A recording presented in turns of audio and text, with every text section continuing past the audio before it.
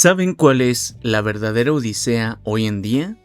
Encontrar una crítica cinematográfica de una película. Una que hable de la película que tiene en pantalla y no de la sombra de la obra con la que comparte nombre. Porque quizá habría que hacer las paces con algo fundamental. El título es solo un significante más, un marco de referencia de la película. La película no le debe obediencia a ese nombre, nos guste o no, ni tiene por qué rendirle cuentas a un texto previo. Nos estamos acostumbrando a un facilismo analítico. Abres YouTube o cualquier sitio en internet y lo primero que encuentras un análisis de qué hacía el personaje en el libro y qué hace en la película. Y vamos, yo lo sé bien, tengo un par de videos precisamente hablando de esto con La Casa del Dragón, pero en mi defensa no me enfoco en tachar listas, sino en criticar incluso la manera en que me acerco a analizar a los personajes. Cuando analizo un personaje intento desmenuzar exactamente qué es lo que funciona o qué es lo que me causa ruido. Si es la forma en que el montaje me lo presenta, si son las razones morales del personaje con las que éticamente no me alineo, o si simple y llanamente el personaje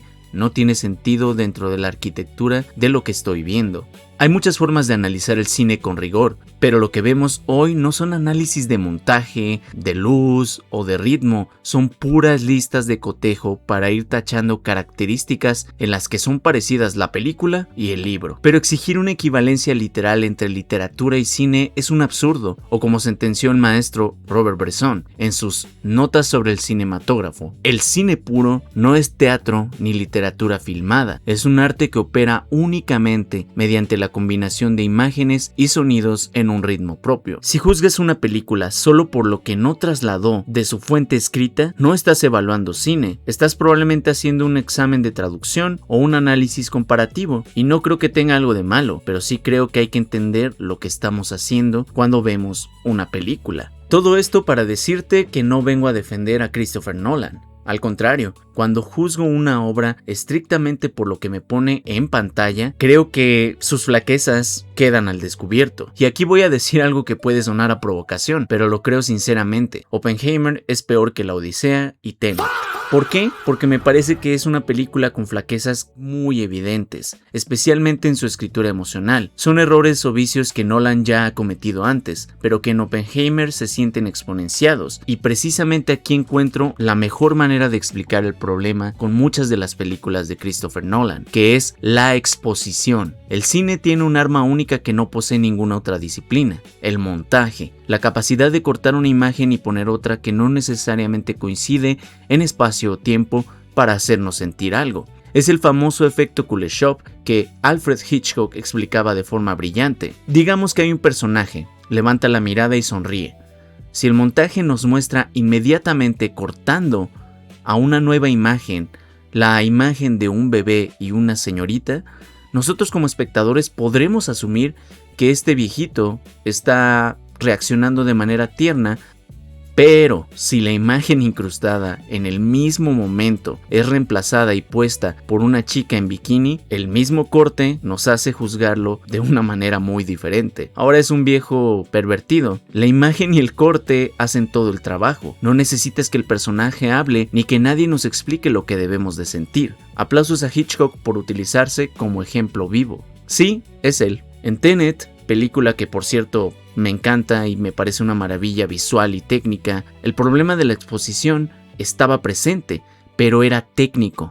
Los personajes tenían que explicarnos la física inversiva a cada rato para que no nos perdiéramos y pudiéramos entrar a la suspensión de la credulidad. Aceptabas ese exceso verbal porque, al menos a mí, la conjunción de imagen, ritmo, actuación y sonido, que era apabullante, terminaba triunfando como cine puro, regalándome una experiencia francamente demoledora y un cine fácil de espías directamente sacado de las mejores fantasías científicas y físicas. Pero en Oppenheimer, ese vicio de exposición se traslada a la dimensión emocional, y ahí sí me produce un rechazo enorme. En lugar de dejar que la cinematografía y las elipsis respiren, Nolan sobreexplica de forma muy burda lo que sienten sus personajes en muchas ocasiones. Nolan nos obliga a entender la ansiedad o la culpa del protagonista con diálogos directos y explicaciones muy obvias, incluso en imágenes, reduciendo la complejidad humana a un sentimiento ya muy masticado, como si nos tuviera que dar los sentimientos ya preprocesados.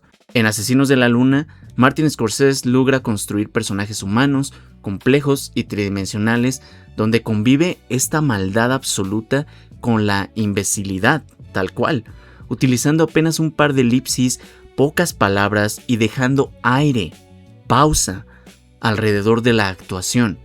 Scorsese confía en el ser humano y en la imagen, en nosotros como espectadores, y en cambio Nolan, cuando busca el retrato íntimo o el realismo psicológico, la verdad es que a veces se siente rígido, y sobre todo es temor de que no entenderemos exactamente lo que quiere que sintamos.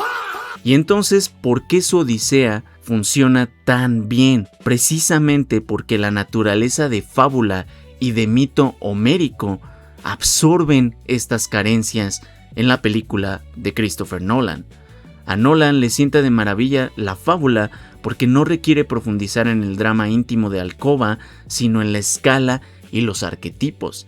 Christopher Nolan está en su mejor forma cuando se aleja del retrato humano psicológico y se acerca a la épica de lo que un ser humano puede atravesar.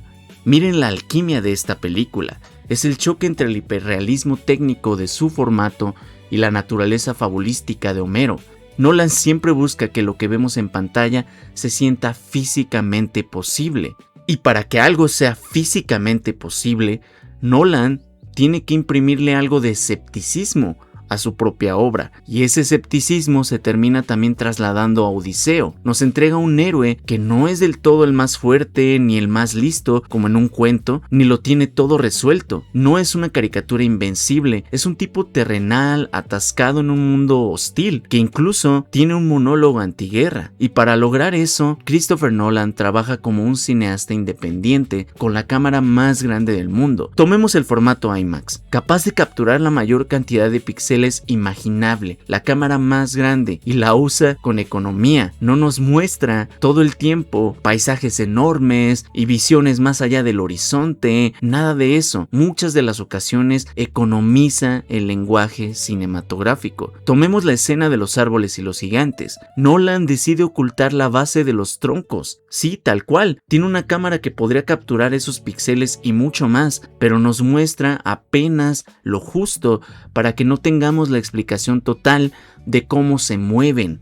Podrían tener piecitos o algo, pero él no nos sobreexplica esa parte, y eso lo hace brillante. Es la victoria del nerd cinéfilo más grande del mundo, rechazando la explicación burda para acelerar la sensación de descolocación. Cuando ellos, los personajes, terminan atrapados por árboles de una manera inexplicable, de cierta forma esa inexplicación se traslada hacia nosotros. Tampoco vimos del todo, pero la sensación en sonido, en imágenes, en estruendo, es totalmente apabullante y nos deja cercados ante la fantasía física increíblemente bien construida. Nolan economiza el lenguaje en las conversaciones, hace cortes veloces en las peleas, superpone nucas de personajes con rostros al frente sobre fondos desenfocados. Ahorra ahí para que cuando llegue la gran secuencia visual y sonora no escatime en nada y nos desmonte con una combinación salvaje de imagen y sonido. Cuando rima las imágenes de Telemaco y Odiseo peleando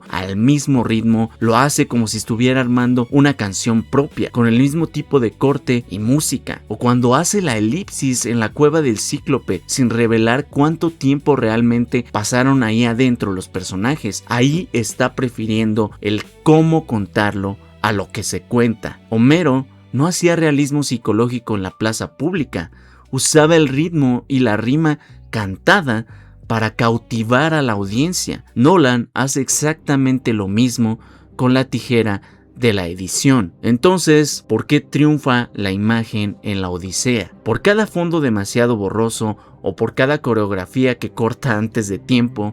Encuentro 1000 imágenes que triunfan.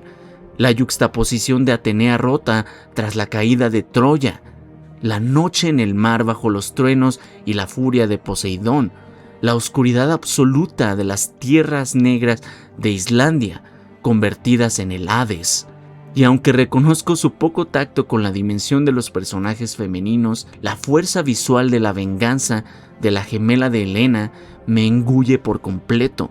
es furia trasladada a imagen y sonido, apoyada por cortes viscerales de pura rabia. La potencia visual de sus imágenes terminan subyugando a lo que se cuenta.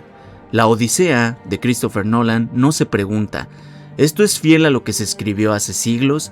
Sino, ¿esto luce y suena genial en pantalla?